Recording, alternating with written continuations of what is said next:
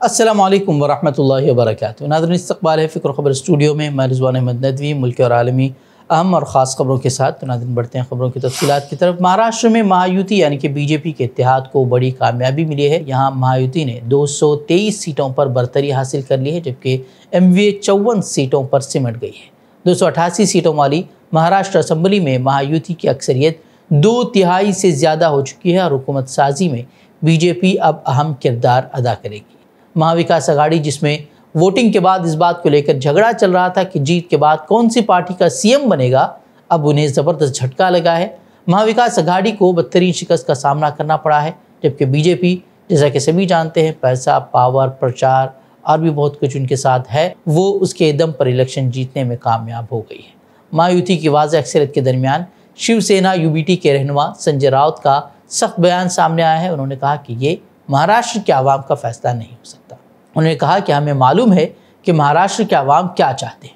انہوں نے کئی سوالات کھڑے کیے، وہیں شندے کے تمام امیدوار کیسے جیت سکتے ہیں، یہ سوال بھی انہوں نے پوچھا۔ انہوں نے مزید کہا کہ یہ نتائج عوام پر مسلط کیے گئے ہیں اور ان کا مقصد اپوزیشن کو کمزور کرنا ہے۔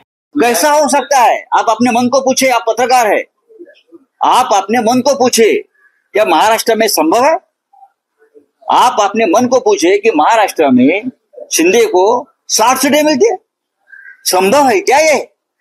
اجیت پوار کو 40 سیٹیں ملتی ہے، کیا یہ سمبھو ہے؟ بھارتیہ جنتا پارٹی کو 125 سیٹیں ملتی ہے، کیا سمبھو ہے؟ کیا اس راجیہ کی جنتا بھی بے ایمان ہے؟ اس راجیہ کی جنتا بے ایمان نہیں ہے، اس کے اوپر ہمارا وشواس ہے۔ ہم کو معلوم ہے کیا ہے یہ نرنے جو آیا ہے، یہ نتیجہ آیا ہے، یہ جنتا کا نرنے نہیں ہے، میں اتنا ہی کہوں گا۔ اگر جھارکھنڈ کی بات کریں تو یہاں جے ایم ایم اتحاد کی ایک بار پھر سے حکومت بن رہی ہے۔ یہاں اتحاد نے 50 سے زائد سیٹیں حاصل کر لی ہیں، جبکہ بی جے پی 29 سیٹوں پر سبقت بنائے ہوئے ہے۔ اور یو پی ضمنی انتخابات کی اگر بات کریں تو بی جے پی کو 9 میں سے 6 سیٹوں پر برتری حاصل ہے۔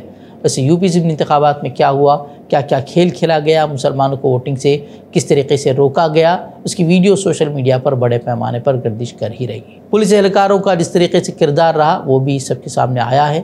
وہ اس کو لے کر کئی پولیس اہلکاروں کو معطل بھی کر دیا گیا تھا، لیکن اس کا اثر جو ہے وہ اب نتائج پر نظر آ رہا ہے۔ وہیں کرناٹک کی 3 سیٹوں پر ضمنی انتخابات ہوئے تھے، وہاں تینوں سیٹوں پر جو وہ کانگریس آگے چل رہی ہے۔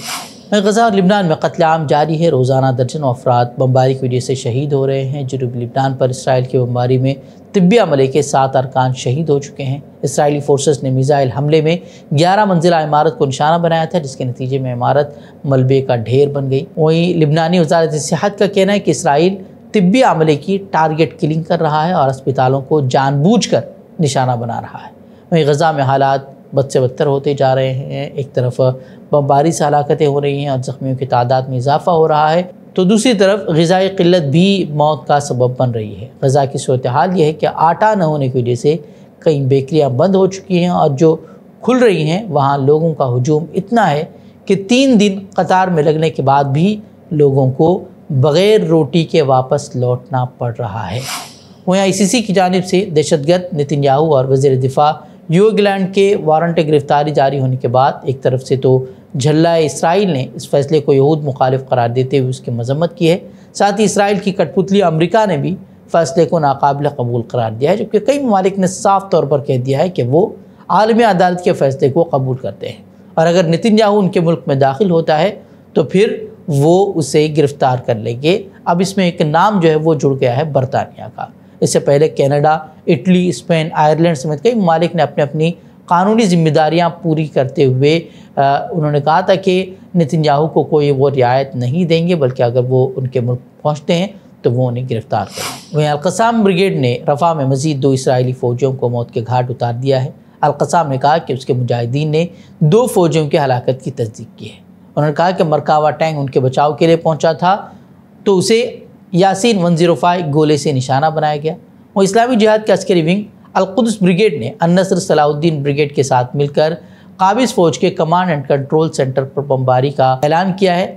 بتا دیں کہ جبالیہ میں 48 دنوں سے لڑائی جاری ہے۔ اس دوران اب تک 29 اسرائیلی فوجیوں کے مارے جانے کی اسرائیلی فوج نے تصدیق کی ہے۔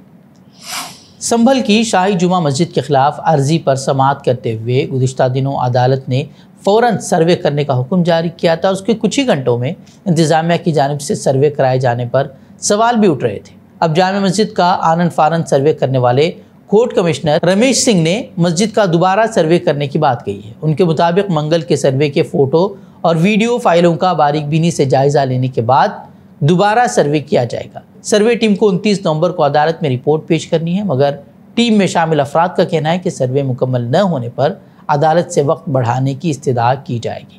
وہیں کل نماز جمعہ سے قبل شہر کو چھاؤنی میں تبدیل کر دیا گیا تھا اور سخت سیکیورٹی میں نماز جمعہ ادا کی گئی۔ نماز جمعہ سے قبل مسجد کے علاقے میں بھاری فورسز تعینات کیے جانے پر سنبھل سے سماجوادی پارٹی کے رکن پارلیمنٹ ضیاء الرحمان برق نے کہا کہ پولیس اور ضلع انتظامیہ کو شہر کا ماحول خراب کرنے والوں کی جانب توجہ مرکوز کرنی چاہیے۔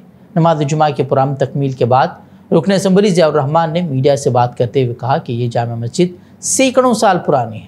کچھ شرپسند عناصر باہر سے آ کر مسجد کے آڑ میں شہر کے امن کو خراب کرنا چاہتے ہیں۔ سروے کے حکم پر عدالت کو تنقید کا نشانہ بناتے ہوئے رکن پارلیمان نے کہا کہ عدالت کو دوسرے فریق کو نوٹس دے کر سننا چاہیے تھا، لیکن عدالت نے اس کی ضرورت نہیں محسوس کی۔ تعجب بھی ہے اس بات کا، اور یہ میرا ادھیکار ہے کہ میں کورٹ کے آدیش کے خلاف آگے کورٹ میں جا سکتا ہوں، اور جو کورٹ نے آدیش دیا میں اس سے سہمت نہیں ہوں۔ میرا یہ ہے کہ اس آدیش کے تحت کیونکہ دوسرے پکش کو یعنی کہ ہمارے پکش کے لوگوں کو نوٹس نہیں دیا گیا، ان کو سنا جانا چاہیے تھا پہلے سروے دینے سے پہلے، آدیش دینے سے پہلے۔ خیر کورٹ کا معاملہ ہے، انہوں نے آدیش دیا، لیکن اس سے زیادہ مجھے تعجب ہے کہ سنبھل کا پولیس پرشاسن، اس اتر پردیش کی حکومت کے ادھیکاری، پتہ نہیں ایسا کیا ہو رہا تھا کہ آدیش ادھر ہو رہا ہے کورٹ کا، اور 1-2 گھنٹے کے بعد میں یہاں پہ سروے کرانے کے لیے لیا ہے۔ اتنی جلدی کون سی تھی؟ کیا مجبوری تھی ان کے سامنے جو اتنی جلدی سروے کرانے کے لیے لائے؟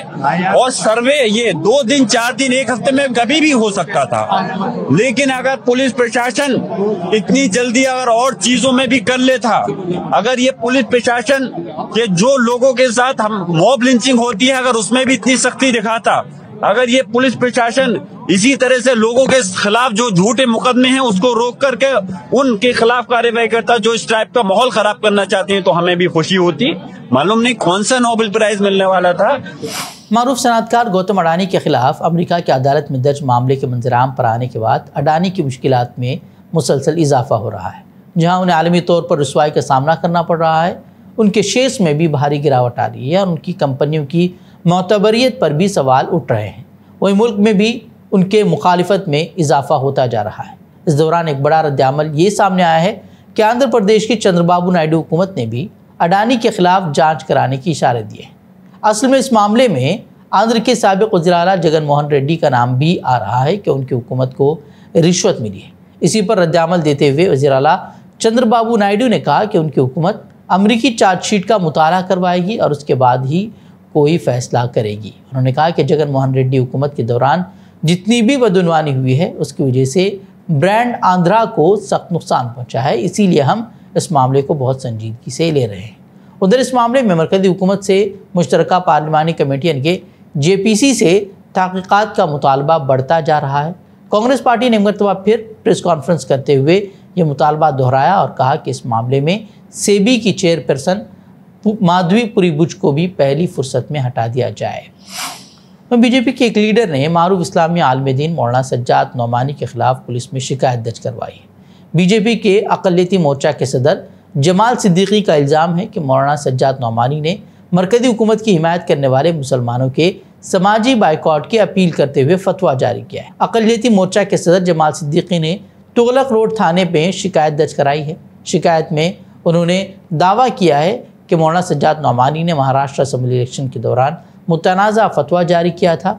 صدیقی نے پولیس کو اپنی شکایت میں کہا ہے کہ وائرل ایک ویڈیو میں مولانا سجاد نعمانی نے مبینہ طور پر BJP کی حمایت کرنے والے مسلمانوں کا سماجی بائیکاٹ کرنے کی اپیل کی تھی۔ صدیقی نے دعویٰ کیا کہ اس فتوے کے نتیجے میں بھگوا پارٹی سے وابستہ مسلمانوں کے لیے سنگین نتائج برآمد ہوئے ہیں، بشمول انہیں دھمکیاں دی جا رہی ہیں، سماجی بائیکاٹ اور بدسلوکی کے واقعات ان کے ساتھ وہ پیش آ رہے ہیں۔ اس طرح کا دعویٰ صدیقی نے کیا ہے۔ بٹکل کی مشہور و معروف شخصیت اور قومی و ملی رہنما ڈاکٹر خلیل الرحمن SM کے سانحہ ارتحال پر کل رات جامع مسجد بھٹکل میں تعزیتی اجلاس منعقد کیا گیا، جس میں سید خلیل الرحمن اسم کی صفات حمیدہ پر روشنی ڈالتے ہوئے قوم و ملت کے لیے دی گئی ان کی قربانیوں کو یاد کیا گیا۔ شہر کے علماء کرام اور اداروں کے ذمہ داران نے مرحوم کی سیاسی، سماجی اور تعلیمی میدان میں انجام دی گئی خدمات کا تذکرہ کرتے ہوئے ان کی خوبیوں کو اختیار کرنے کی عوام کو نصیحت کی۔ قاضی خلیفہ جماعت المسلمین بھٹکل مولانا خواجہ معین الدین اکرمی ندوی نے ان کی زندگی کے کچھ واقعات کو پیش کرتے ہوئے کہا کہ بڑے لوگوں میں اللہ نے بڑی خوبیاں رکھی ہوئی ہیں، ان کی زندگیوں میں ہی ان کی قدردانی کرنی چاہیے، اس بات پر انہوں نے زور دیا۔ بڑوں کے اندر اللہ نے بڑی خوبیاں رکھی ہیں، ان کی زندگیوں کے اندر ان کی قدر کرنی چاہیے۔ جب تک یہ زندہ ہیں ہمیں ان کی کچھ کمزور چیزیں نظر آتی ہیں، اور اسی کمزور چیزوں کو لے کر کے ہم بحث و مباحثہ، تبصرہ اور غیبت کرتے رہتے ہیں۔ افسوس ہوتا ہے اچھے سے اچھے لوگ زندگی میں تو بڑی غیبتیں کرتے ہیں، بڑی برائیاں بیان کرتے ہیں، لیکن جب انتقال ہوتا ہے تو وہ تعریفات کے پل باندھنے لگتے ہیں۔ کیا فائدہ؟ تعریفات کے پل مرنے کے بعد نہیں باندھے جاتے۔ آدمی کے اندر واقعتاً ہم خوبیاں دیکھتے ہیں، ان خوبیوں سے ہمیں مستفید ہونے کی ضرورت ہے۔ شاید ہو سکتا ہے میرا انداز آپ کے لیے تلخ ہو، لیکن سید خلیل الرحمن صاحب رحمہ اللہ کی محبت میں اور ان کے قوم کے لیے جو خدمات ہیں اس کے سلسلے میں یہ دو چار جملے کافی نہیں ہیں۔ ہم لوگ بہت سنیں گے اور بہت سی باتیں ہمارے سامنے آئیں گی۔ میں اتنی بات کہہ کر کے کہ زندوں کی قدر کرنا ہم سیکھیں، یہ ہماری عادت اور ہمارا شیوا ہونا چاہیے۔ مردہ پرست قوم ہم نہ بنے۔ وہ امام و خطیب جامع مسجد بھٹکل مولانا عبدالعلیم ندوی نے بھٹکل کے مختلف اداروں کے استحکام کے لیے کی گئی ان کی کوششوں کا تذکرہ کرتے ہوئے کہا کہ بہتر انسان وہ ہے جو دوسروں کے لیے جیتا ہے۔ مولانا نے ان کی صفات کا تذکرہ کرتے ہوئے کہا کہ قوم کے لیے اپنا مال دینا اور وقت دینا اور اس کی فکروں میں کڑتے رہنا، یہ ان کی ایک بڑی صفت تھی اور آج یہ صفات معدوم ہوتی جا رہی ہیں۔ انہوں نے کہا کہ آج معاشرے کو اور قوم کو خلیل الرحمن صاحب جیسے لوگوں کی ضرورت ہے۔ لوگوں کے چلے جانے سے زیادہ صفات اور لوگوں کی جو اچھی چیزیں ہوتی ہیں ان کے جانے پر ہمیں افسوس کرنا چاہیے۔ آج ایسے لوگوں کی ضرورت ہے۔ اللہ تعالیٰ نے ان کو بڑی صلاحیت دی تھی، اس صلاحیت کو انہوں نے قوم کے لیے وقف کر دیا۔ تو کامیاب انسان وہ ہے جو اپنی صلاحیتوں کو قوم کے لیے وقف کر دے، خود پڑھے، خود کمائے اور اپنی فکر کرے، اپنے خاندان کی فکر کرے، بس اسی پر آدمی مطمئن رہے۔ یہ تو جانور بھی رہتا ہے، جانور کے بچے ہوتے ہیں، اپنی فکر کرتا ہے جانور، اپنی اولاد کی فکر کرتا ہے اور چلا جاتا ہے۔ یہ ایک بہتر انسان کی علامت نہیں ہے۔ بہتر انسان وہ ہے جو دوسروں کے لیے جیتا ہے۔ شہر کے مختلف اداروں کے ذمہ داران نے بھی اس موقع پر اپنے خیالات کا اظہار کیا اور ان کی صفات اپنانے پر زور دیا۔ مختلف اداروں کی جانب سے تعزیتی قراردادیں بھی پیش کی گئی۔ وہیں مرحوم کی خدمات کو یاد کرتے ہوئے تمام شرکاء نے بھی ان کے درجات کی بلندی کے لیے دعا کی اور ان کی زندگی کو مشعل راہ قرار دیا۔ تو ناظرین، یہ تھی خبریں۔ مزید خبروں کے لیے آپ ہمارے ویب سائٹ www.fikrkhabar.com کی طرف رخ کر سکتے ہیں۔ ویڈیوز کے لیے ہمارے YouTube چینل کو سبسکرائب کریں۔ تو ناظرین اجازت دیں۔ السلام علیکم ورحمۃ اللہ وبرکاتہ۔